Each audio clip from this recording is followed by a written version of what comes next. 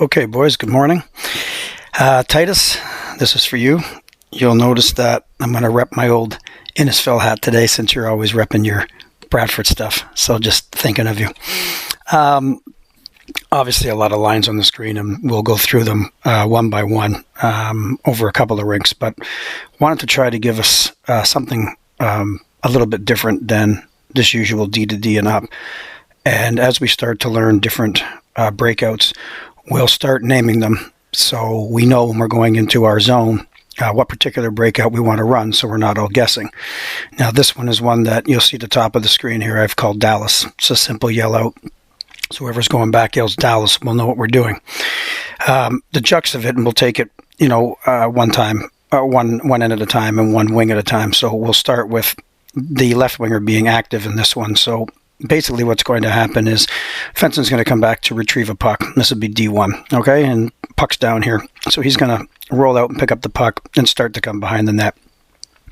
As he does this, his partner's going to slide off into this corner, and he's going to see him coming. So he's just going to start to roll out here, D2, all right? Makes himself an option just in case, all right? What we're really trying to do, and I'll show you this on the other ice rink that I have, is draw everybody over to this side of the ice and then use the weak side to come out. So when this defenseman starts to wheel, all right, what we want to do is try to get to this post here, the far post, okay? So D1, as you pick it up, you're coming over. D2, you're starting to slide. Once you get to this post, you're going to run a nice hard reverse back into this area of the ice here, okay? What happens then is, in this case, we're going to use the left winger. The left winger is going to come down. He's going to pick it up, and he's going to turn up ice, okay? And what he's looking for is a pass to the right winger, who is now breaking. So right winger, you would come in on your normal side as you're coming back in. You see the defenseman here starting to roll, and you hear Dallas. You know you're cutting across the ice like this, all right, and you're looking to become an option to pass to here. So again, left winger's come down. He's picked up the puck. He's looking up ice, okay, and he sees the right winger breaking. Now, there are a couple options here, and I'll show you in the other rink, but if there's a forechecker here, you can always go bank off the wall and hit him there. Center, you've got the easiest job in this play. You run down here. You hear the word Dallas. You know this guy's breaking. You know he's coming down. So you're just going to do what we call quick hook, all right? You're going to come down here. You're just going to hook back up, and then you're going to break into the middle, okay? So that's if we're doing it with the left wingers. If we're going to do it with the right winger, the same thing applies. Puck gets dumped in. D1's rolling. Somebody yells Dallas. So this guy's going to roll out behind the net, get to the far post. D2 again is going to slide and be an option going this way, okay? Hard reverse back into this area here, okay? And right winger, you know you're coming down to pick up the puck, all right? Now, left winger, when you see it this time, now you're the one breaking, so you're going to come through here, and you're going to stay, we like to stay inside these dots, right? I don't want to be on the outside too much. And basically when this right winger picks it up, he can look up and try to hit you with a pass, okay? And again, centerman, this time you're just breaking the opposite way. You're going to hook, opposite of what your winger's coming, and then you're just going to break middle, all right? And again, touch pass, and in theory it looks good. Now, if I go to this, and let's just say we don't use left wingers and right wingers. Let's just say that we use F1, F2, and F3. So in this particular case, let's just say that we're going to run Dallas, and that means he's going to reverse it. So that means F1 is the first one in the zone, okay? And he's going to come down here, and I'll start to draw some lines in here, okay? He's going to come down here, and he's going to pick up this puck after it gets reversed, all right? So defenseman's going to kick it back into this area here. F1 picks it up. We now know that F2 is going to break this way, and F3 is going to come here. So here's a forechecker, all right? And just supposing that we throw in a forechecker. So this is forechecker number 1, okay? He is clearly going to pressure our defenseman behind the net, which is exactly what we want him to do, okay? And assuming that they're going to bring another, just make sure I got my X on here. I'm assuming that they're going to bring another forechecker here, and his job is going to be to bring pressure on this side as he tries to attack and close us off.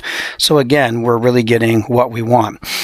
Generally in a 2-1-2, which most people run, your third guy is going to be coming in here. So let's just say that he's kind of thinking, okay, defenseman's rolling this way. The beauty of this breakout is that F2 now, and we know where this guy, he's a reader.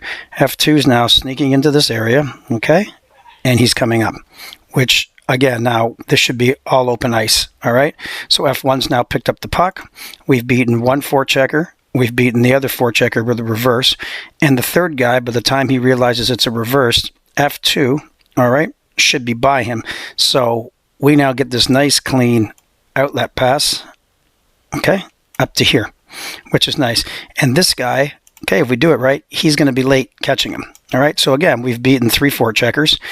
Now, the other thing that's really good about this now, assuming that they have let's just use them as D1 and D2. So they got a defenseman here, okay, and their D2 is probably going to be over here somewhere. Once our center, who is F3, he's going to do a quick little hook, right, like I said, and he's going to come back out and he's going to break out into this area here, all right? This defenseman, having seen this, he's going to have no choice but to start dropping backwards, okay? Actually, let's put him in reverse here. We want to skate backwards just regularly.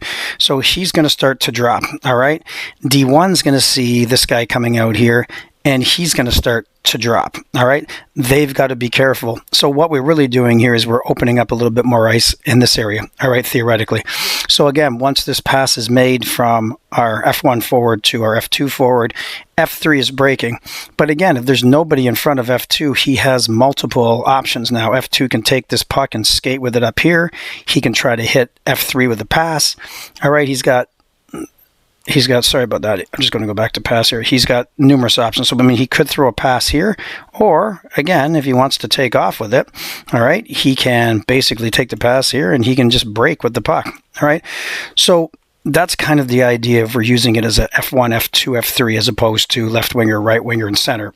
I don't want you to think that if you're the right winger, in this particular instance, and you're the last guy coming into the zone, then somebody else can go and be F1 on this. So again, don't be so much worried about your actual positions. If it works that way, it's great.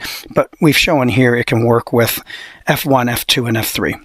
Okay, so we'll spend, each line will come down with a D pairing. We'll run it out of both sides. We'll do it from the left side and the right side just to kind of get a handle on it. And that'll kind of be the start of it. So that one is called Dallas. All right, guys.